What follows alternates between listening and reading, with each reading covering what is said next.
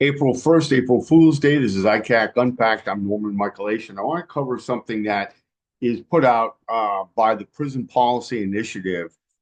Prison Policy Initiative is a terrific resource if you really want to find out what's going on in the prison population community. Now, if you look at this, every few weeks or so, they put out some kind of report which explains exactly what's going on. And in the prisons and jails. And if you actually follow this, you will see that a lot of the decision making that's made, it will not surprise you at all, at the political level is not based on really any science. It's not based on fact. It's based on fear. It's based on fear. It's based on vote getting. It's based on stoking the fear of the community instead of educating people about what's really going on out there. Remember, politics is about position and power and how to keep it more than about doing what's really right for all of us. So, in any event, I want to go through and cover a couple of things, 10 actual points, which are, excuse me, 7 facts about mass incarceration. There's another one I wanted to do on 10, but I'll have to wait for that. So, 7 facts about mass incarceration that sound like April Fool's hoaxes, but really aren't. So, the first one, prisons and jails maintain welfare funds. Welfare funds, in other words, they get money for poor people who are incarcerated and they use that money to benefit incarcerated people. Well, I can tell you that's not true from my time in jail, but often use that money to shore up their budgets or spend it on treats for themselves. This is really amazing. They do one on the shadow budget of various prisons, including private prisons, and revealed that prisons and jails often use the funds not for special purchases, but to shore up their own operating budget deficits or to pay for perks for themselves. There was a guy who worked in the kitchen in the jail in which I was incarcerated briefly, and he told me, and again, people don't want to believe it because you've been convicted of a crime, so apparently everything you say or do has criminal intent. Which just logically makes no sense. Um, he said that they get in their lobster and steaks and other things, and one of the jail officers takes them and takes them home and they think sells them. They're required to load them up in a van and he takes them somewhere and they have no idea where it goes. It's always hush hush. And they wouldn't necessarily think anything of it except that they're threatened and told to keep quiet and not ask any questions. So that tells you something right there. Dauphin County, Pennsylvania, which I used to pass through on my way to the Poconos, the local paper exposed a jail using its welfare fund for purchases such as fitness trackers and gun range memberships for staff. It's funny because a few days ago I was told by a troll that no, no, no, none of this is money making operation. You're making that up. They're not doing this to make money. The police officers aren't arresting people for sex crimes because of money. And of course, it sounds absurd if you say it like that. If you actually look into it and look at the facts, it makes perfect sense. In fact, they explain it right here. And this is, I will post this here on the course description so you can read it more carefully. But it's really pretty amazing what they spend the money on. A second April Fool's joke, you could say, is that 1/3 of state and federal prisons sit within 3 miles of federal Superfund sites. If you're not aware of the Superfund scandal, this came out of the Reagan Environmental Protection Agency era, where Ann Gorsuch, who ran the EPA, who, by the way, is mother of the current Supreme Court Justice Neil Gorsuch, ran this, and apparently it was viewed as a slush fund and it was misused in a variety of ways I don't have time to explain here.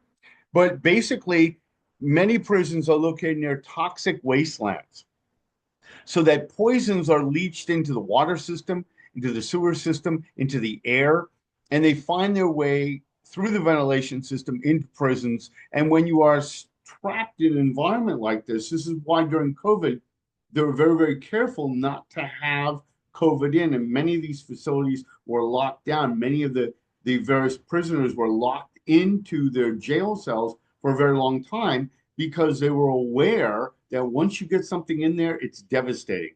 And so it was in some prisons. Many people died. Many people were sick because they're aware of this. So where do they locate them? Far away from people, because people don't want to know that there's a jail or a prison or even a halfway house in their neighborhood. So they locate them where nobody wants to be. And that would be 3 miles within 3 miles of federal Superfund sites, 33% of all prisons. Nice, huh? These are state as well as federal prisons.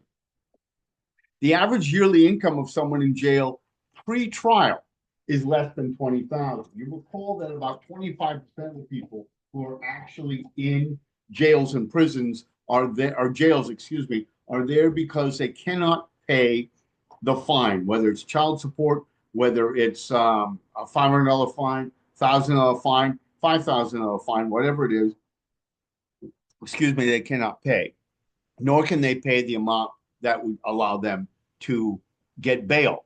And they can't even pay the reduced amount through a bail bondsman. Now, again, you might say, well, this is really just fine with you. You're a member of the public. These people did a terrible thing. But remember, this is pre-trial, before they ever had their day in court. So if you ever know anybody who had the day in court, this is very, very important.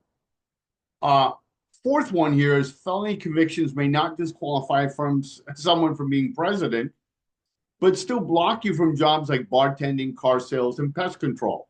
Here in Virginia, we can add to this working in a school, whether it be a preschool or not, taking care of the elderly, working at a funeral home. These are all things that are determined to be part of the barrier crime list here in Virginia. Now, what's interesting about that, of course, is it's based on ignorance. So let's say you have a issue of pedophilia. Let's say you're attracted to little girls. Well, if you're attracted to little girls, you're probably not also attracted to dead bodies. Okay, I mean, let's get real here. This is the fear, though. So they just say, well, we're not going to figure it out. We'll just bar you from everything. Of course, there are many jobs that you may want that are hard to fill. And you can't, for example, if you're an excellent doctor, you can't be in charge of other doctors anymore. Okay. You can't be running anything as a supervisor. Okay. Working for someone else. I believe you could still do that if you're doing it yourself, if you're running the operation, but you would still have to cede control to some kind of an operations person, and you would not get the full control that you would expect to get if you had not been convicted of a felony. Notice I say convicted of because, again, let's be real, some people have not been convicted of felonies who are guilty. Another one here, many of the 2.9 million people on probation must take regular drug tests, which they often have to pay for, even those whose convictions have nothing to do with drugs. I, too, had to do one. My probation officer was mildly sensitive to the issue, but as she put it to me, they're very expensive, these drug tests, and they did not have a system where you had to pay for it for my particular so-called crime. And so after the first time, she said this is a waste of time, and I reminded her that I told her that from the beginning. So I really don't care because there are if that how that comes across. Because if you understood how they torture and torment probation people, there's a guy I know in New York right now who is his counselor that he's required to go to has totally admitted that he was victimized by the police and that he suffers from PTSD type symptoms.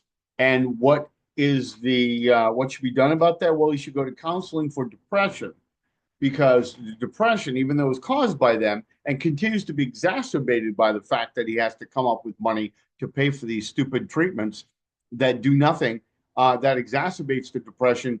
He actually is in counseling for the depression, even as the counseling is helping to increase the depression.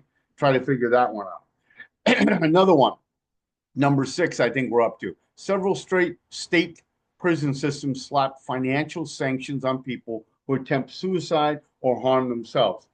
Even in Virginia here, there were correction staff were talking about financially penalizing people who lit themselves on fire at a number of prisons, including Red Onion, among the worst of them in the southwest portion of the state in Wise, Virginia, because they lit themselves on fire in desperation because of mental, physical, emotional, and sexual abuse, because of feeding them rancid food,